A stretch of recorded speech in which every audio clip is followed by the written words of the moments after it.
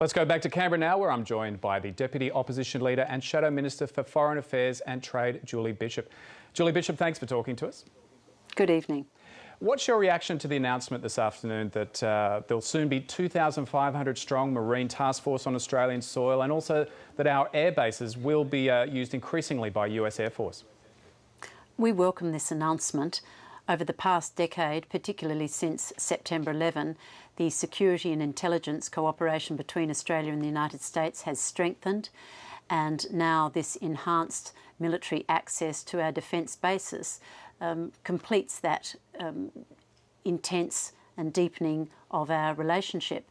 And I believe it is in Australia's national interest. It will certainly enhance our security position, and it will build capacity in Australia.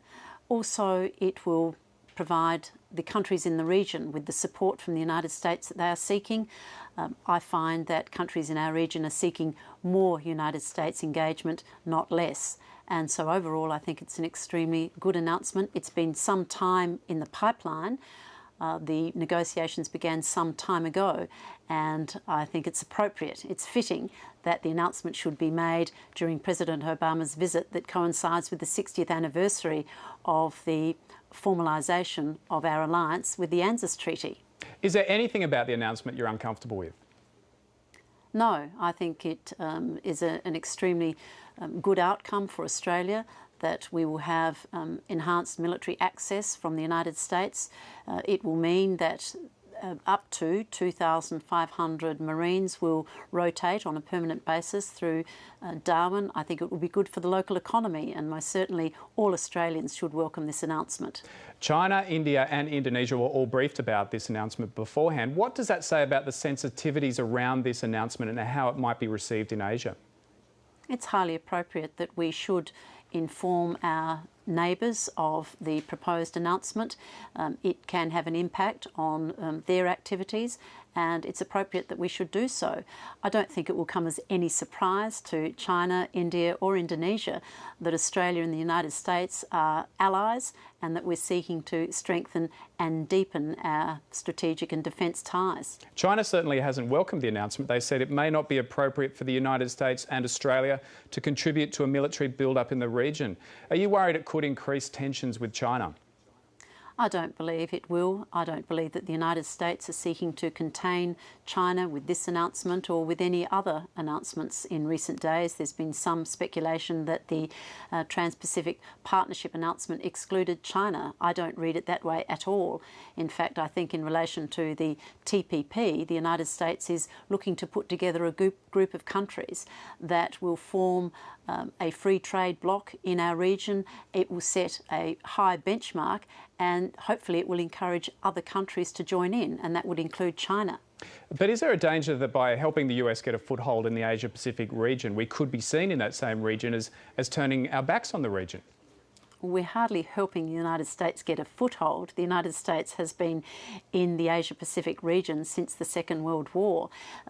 What this visit is signifying is that the United States intends to remain engaged in the Asia-Pacific, and indeed this visit to Australia is part of an Asian tour by President Obama. He will be attending the East Asia Summit in Bali shortly.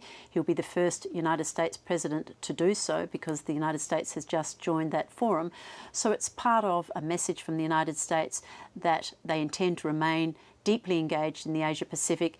It is an important region for them. Indeed, the President said it was one of his highest priorities. OK, if we look down the track, and if there's a potential military crisis in the region, and Australia takes a different view about that crisis to the US, does this agreement potentially make it harder for Australia to assert its independence? We currently have joint facilities with the United States. We carry out joint military exercises. We welcome United States ships to our shores. We have had a deepening of our security and intelligence cooperation, particularly over the last 10 years. So this is what's happening currently.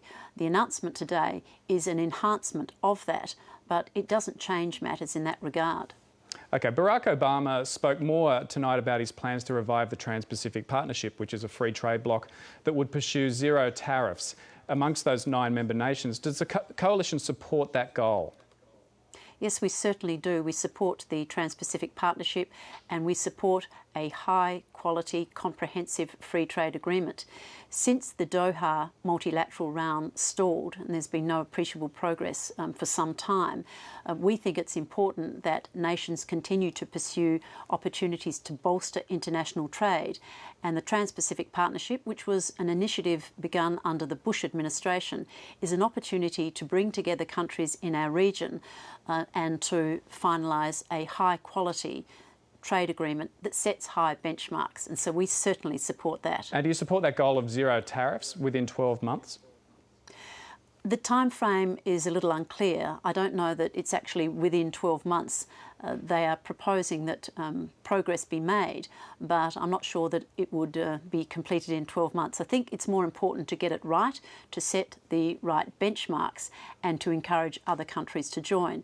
Now, currently, it's an interesting group of countries, as well as Australia, Brunei, Chile, Malaysia, New Zealand, Singapore, Peru, Vietnam, an interesting group of countries. Japan has shown its interest in joining in with the United States, as has Canada and Mexico. Now, ideally, the entire APEC economies would become a free trade agreement. That would be an ultimate goal. But in the meantime, before the APEC economies form a free trade bloc, we should support the US initiative to form a smaller trading bloc and hope that other countries will come on board. While you sound very supportive of it, the Nationals don't seem like they're on board. Warren Truss dismissed it as a thought bubble that will go nowhere. Well, it is coalition policy to support the Trans-Pacific Partnership, and I am and have you reminded Warren Truss of that? Coalition policy. I don't think I have to remind Warren of what's coalition policy, but we are certainly a party that supports free trade, and we want to see more opportunities for Australian exporters to get into these markets that are emerging in our region. And it means more export dollars in Australia, it means more jobs.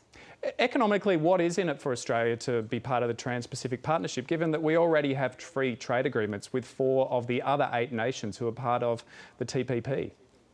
We're hoping that the TPP won't just stop at 9 nations. We're hoping that it will expand to other economies in the region. And if Japan comes on board, as it has indicated that it would, well, then that would add significant weight to the agreement. We have a number of outstanding free trade agreement negotiations with a number of countries, and hopefully the TPP could provide the impetus for those free trade agreements. The benefit for Australia will be access to the huge and growing consumer market in the Asia-Pacific region. There are some estimates that by 2020 there will be an additional 1.2 billion people in the middle class of China, India, Indonesia. And that makes for a huge consumer market. But those countries in our haven't region. signed up to the TPP yet. But they're all countries that we hope will come on board. But of course, there are other economies that are so important to Australia. Singapore, the Philippines, Vietnam, Malaysia. These countries, not all of them are part of the TPP at present, but hopefully they'll come on board. And I'm sure the United States will be encouraging other South American countries. And as I said, if Canada, Mexico, Japan come on board, then that is a significant trading bloc that presents great opportunities for Australian exporters. How much is the Trans-Pacific Partnership about changing the way China's economy works, creating this Asian Pacific Free Trading Group with incentives for China to join, but only if they reform their intellectual property laws, if they change the way they peg their currency and also open their markets up a bit more? But it would be the same for any country wishing to accede to the Trans-Pacific Partnership. And that's why I think the United States is leading the way in setting a high benchmark for this trade agreement, the kind of benchmark that we would like to see in the bilateral free trade agreements that Australia signs. But I'm wondering how much you think the US is using this as a way of changing China's behaviour. Well, I don't read it that way, but if China were to come on board, if China wishes to be part of this trading bloc, then it would have to abide by the rules. And it is an opportunity for countries like Japan and China to influence the rules in competition, investment and trade in our region. Barack Obama again today had some very strong words to say about China, saying they need to rethink some of its approaches to trade. And he's talking there about, in particular, about its undervaluing of their currency and also intellectual property issues. Do you agree with Barack Obama on that?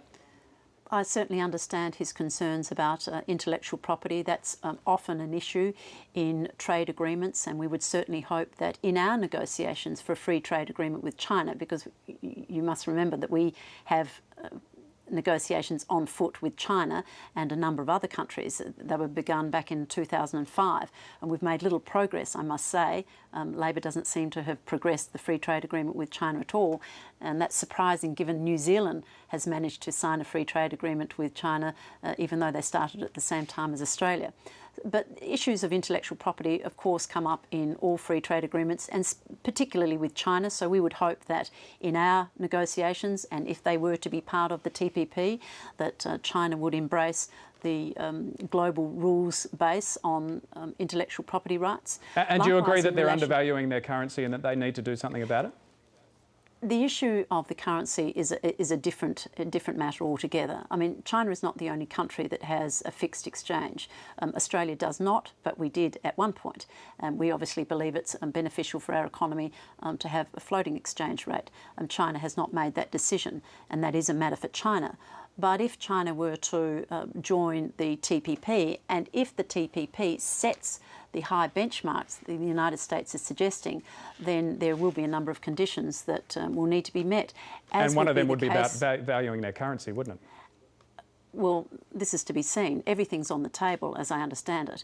But take Japan, for example. There will be some difficult issues for Japan to grapple with because agriculture is such a sensitive domestic political issue for Japan. So any country coming into an arrangement like the TPP will have some give and take, and they'll have to meet the agreed rules of the forum. Tomorrow, yourself and Tony Abbott will be meeting with Barack Obama. What kind of issues will you be talking about? Presumably we'll be talking about the issues including the announcement of the enhanced military access and the visit to Darwin, and there'll be a number of issues we want to raise in relation to that matter. Afghanistan. Tony Abbott has just returned from a visit to Afghanistan, and we'll take the opportunity to talk to the President about that and about the United States plans in that regard. And we will obviously also talk about the Asia Pacific and the United States engagement in the Asia Pacific, and I hope to raise some other issues including what's happening in the Middle East, Iran and some of the other countries that are in somewhat of a tumultuous state in the Middle East. Will you be raising the issue of where Barack Obama is going with his former plans of a cap and trade system? Well, the President answered a question at the press conference this afternoon in relation to that. He certainly didn't make any comment about the Australian situation other than to describe it as bold, but he made it quite clear that each country will address the issue in their own way. He made it clear that it would be difficult to get a global agreement, particularly if China is not on board. So he made the position of the United States quite clear. Your colleague Greg Hunt had some free advice in an op-ed piece today for Julia Gillard, saying that he should ask Julia Gillard should ask a question of President Obama of whether the US would have a price on carbon by 2016, and that if he didn't ask that question, if she didn't ask that question, Julia Gillard would be a coward. Will you be asking that question of Barack Obama tomorrow? Well, the President was asked the question today, essentially in a press conference, so we have to thank one of the journalists from the press. But he avoided that question. For asking the President, and well, if I ask the President questions tomorrow in a confidential meeting, they'll remain confidential. Julie Bishop, we'll have to leave it there. Thanks very much for talking to us. My pleasure.